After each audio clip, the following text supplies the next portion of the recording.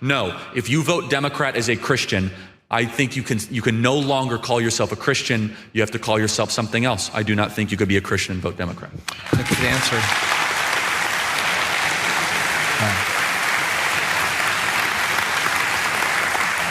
So listen, you got Democrat friends claiming to be Christians. Pray for them. Witness to them. Gentlemen, I don't know if you're aware of this, but Jesus didn't call himself a Christian either.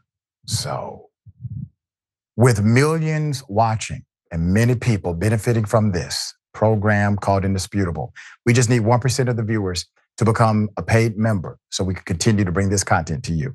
Now back to the show. There's more. Talk about this upcoming election, how important this is, how critical this is, and what the church can be doing to make a difference. So, well, so this doesn't happen again. We gotta do something. I love the question. And so I'm gonna start unusually. I wanna make sure that we all make a commitment that if this election doesn't go our way, the next day we fight. It's a very important thing.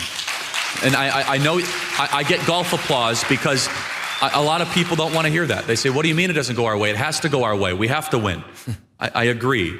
But if your answer is no, I'm not going to fight if I don't get my way, then you are a summer, sunny, what they called in the sunshine patriot, not ready for the winter storm. And there were a lot of people, by the way, that were all on board for the American Revolution as long as it was 73 degrees and sunny. And as soon as they had to march through the winter and fight a smallpox epidemic, they said, forget this, liberty sounds nice, but I like the King George a lot. So they kind of got out of the way. So you have to commit yourself to that. Understand what they're calling for. Put up the picture full of masks. Let me dissect the ways here. They're not saying if the election is stolen from Trump, okay? They're not saying that. They're saying, listen, if Trump loses, fair and square, if more people vote for Trump's opponent than Trump, we need to fight. If the vast majority, which by the way, the vast majority of Americans don't want Trump being president. He never won the popular vote, which means he never won the heart and minds of the majority of Americans here. Never has. But even if he loses fair and square because of the Electoral College and popular vote, they still need to fight. And then he brings up war. Charlie Kirk, sir, number one, you would not bust the soft side of a grape. Number two, let me remind you of something in your Christian text. Judge not, ye shall not be judged. For the same measure that you use to judge one, that measure will be used to judge you. How about this one, Charlie Kirk, in the Christian text? How can you say that you love God whom you have never seen, but hate your brother in whom you see every day? You are a liar and the truth is not in you. For God is love. Sir, you seem quite contradictory to the text that you're proclaiming you have a connection to.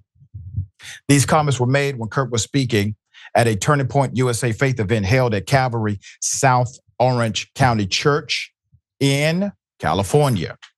It's interesting that he called for fighting if Trump loses the election, considering he tweeted this back. He tweeted this back in 2018. Charlie Kirk said, hey, liberals, do you notice that when conservatives lose races, we don't riot, scream, smash windows, burn cars, assault people, or need days off of work?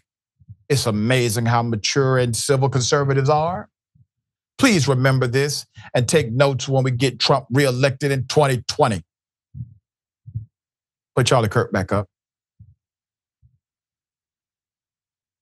Sir, you have to be one of the biggest hypocrites on the planet, and that's saying something today. You literally have taken a position contrary to a position that you used to proclaim was your, civilized way of handling conflict, as opposed to, those on the left. We knew what you meant via the code, Charlie. David Shuster, here we go.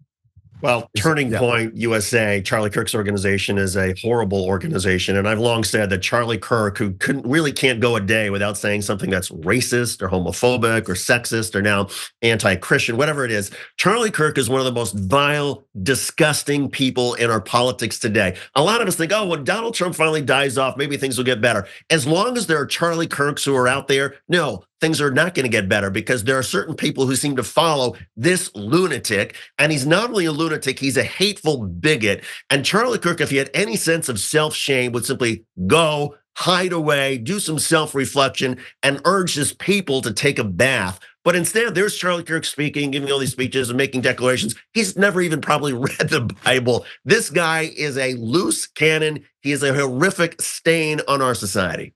Yeah, there you go. Well said. I concur.